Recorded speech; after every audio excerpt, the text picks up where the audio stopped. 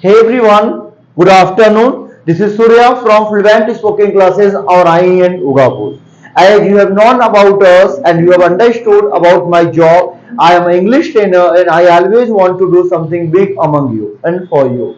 Today we have, you know about various because we are going to teach many things. So today we have started one next poem for by Carl Sandburg. I have taught all poems of class 10 and it is just 7 and there are only two poems are rest and it will be taught very soon. After I will finish poetry of class 10 and I will start novel of class 10. If you have not watched my all videos, so you should go back on my channel and you should watch all video one by one. Definitely I have explained everything in Hindi and this is same way we are going to explain is it also in Hindi.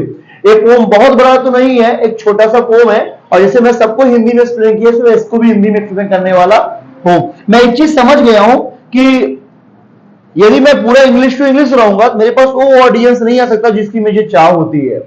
जैसे video की quality, मैं video quality सही रखता हूँ लेकिन मैं edit नहीं करता हूँ बिकॉज कि मैं सोचता हूँ if I will edit this video then definitely all knowledge cannot be given whatever I want to give. जो कुछ भी मैं देना चाहता हूं कैन नॉट बी गिवन, वो नहीं दिया जा सकता है if I will not do according to my job. However I always want to do something else. और मेरा अपना पर्पज होता है. आज जो पढ़ाने वाला हूं बहुत छोटा सा पोम है, उसका नाम है दी फॉग. यहाँ जो लड़ाई है ना वो अलग है. अभी मैंने कल पढ़ाया था दी ट्री. अब ट्री पढ़िएगा, उस पर रखा होगा मेरे यूट्यूब चैनल पे. अब देखिएगा वहां पे जो कवि है ना वो बताना चाहता है एक लाइन कि एक पेड़ ये महिलाओं की बात कर रही थी. वैसे ही दी आंट जेनिफर टाइगर, क्लास 12 में जाओगे आप वहां पे इंग्लिश मिलेगा एक पोम दी आंट जेनिफर टाइगर. सेम कवि वही पोम लिखता है सिर्फ इससे महिलाओं के लिए. जैसे आप जानते हो महिलाओं के साथ दिक्कत होता है, उनको वोट देने का अधिकार नहीं था, उनको सताया गया था, उनको बोलने का अधिकार नहीं था. आज भी दहेज प्रथा की पीढ़ी में महिलाएं सताई जाती है. तो दी ट्री आप पढ़िएगा, निश्चित आपको अच्छा लगेगा. लेकिन आप दी ट्री की बात ना करते हुए हम डायरेक्ट आते हैं अपने चैप्टर पे जिसका नाम है दी फॉग. उनको लिखे कौन है? कार्ल सैंडबर्ग साहब ने. वो कुछ बताना चाहते हैं. आइए जानते हैं क्या बताना चाहते हैं. वो बताते हैं कि ठंडी में फॉग कोहरा कैसे आता है और उसका रोल क्या होता है. तो एक कोहरा को एक छोटे से चीजों में बांटेंगे और बताएंगे कि वो चीज क्या है. जैसे कि वो बिल्ली की भांति आएगी और चली जाएगी. अब देखिए ध्यान से समझिएगा कि क्या है. कक्षा 10th में होंगे, समझ में आया होगा. एक बात तो अच्छे समझ आएगा, आपका बोर्ड का एग्जाम नहीं आ रहा है और पेपर तो हो ही जाएगा, पास भी हो जाएंगे. बहुत प्रेशर कोई नहीं लेता क्योंकि हर साल 18-19 लाख लोग पास होते हैं. तो कोई बड़ी बात तो है नहीं कि बहुत टफ एग्जाम होगा, बहुत टफ लोग फेल होंगे या पास होंगे. पास तो होना श्योर है. बस यहाँ बात समझ की है, हम कितना समझ रख पाते हैं. जैसे कक्षा 10 का इंग्लिश हम पढ़ रहे हैं तो हमारे इंग्लिश में कितना हमें ज्ञान है उसकी बात हम कर रहे हैं. हमारे पास कोई कितनी पकड़ हम उसकी बात करते हैं. हम कितने टैलेंटेड हम उसकी बात करते हैं. उसकी बात आप समझेंगे और समझते हैं. दी फॉग के चैप्टर नंबर 7 पढ़ेगा. अभी 2 और है बस जो हम पढ़ा खत्म कर देंगे. कल या परसों पूरा सीरीज खत्म हो जाएगा 10th का पोएट्री का. आइए स्टार्ट करते हैं. दी फॉग कम्स. अगर कम्स मतलब प्रेजेंट डिफिनिट टेंस है. क्या है? Present definite. ये कहता है कि फॉग आता है.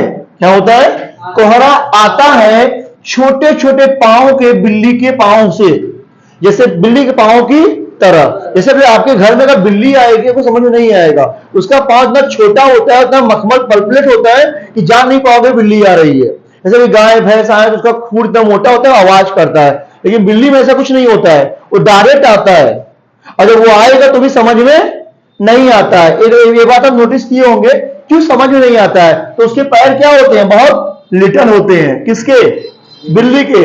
वैसे एक कोहरा कैसे आता है? एकदम बिल्ली के पैर के भांति आता है. जब वो आएगा तो आस पास सब क्या हो जाएगा? धुंधला हो जाएगा. लेकिन कोई जान नहीं पाएगा कोहरा कब आएगा. वो शांति से आता है. कब आता है?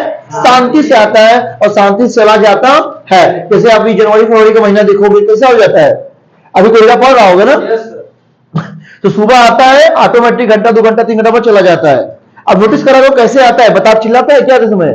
नहीं, वो डायरेक्ट आएगा, डायरेक्ट चला जाएगा. आगे देखोगे इट सिट्स या बैठता है looking over the harbour city. अब हार्बर मींस क्या होता है? तो ऐसा जगह जहां पे समुद्र तट हो. क्या हो? समुद्र तट हो और वहां पे क्या होता हो? समुद्री जहाज किनारे पे खड़ी होती हो. उसको लोग क्या बोलते हैं? Harbour city. मतलब इसे कलकत्ता क्या है?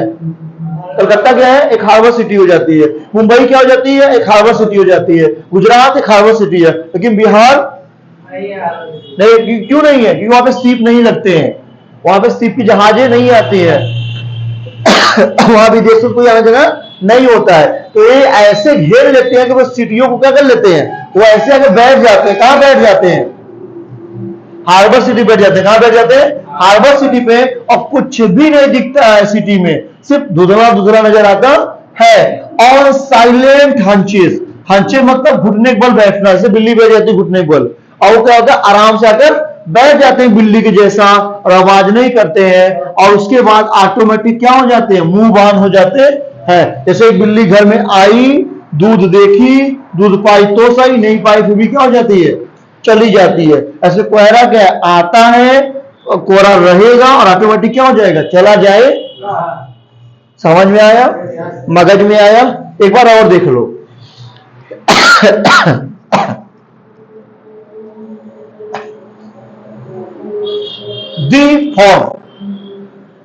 दी फॉग कम्स, कोहरा आराम आराम से आता है, बिल्ली के पैरों के भांति।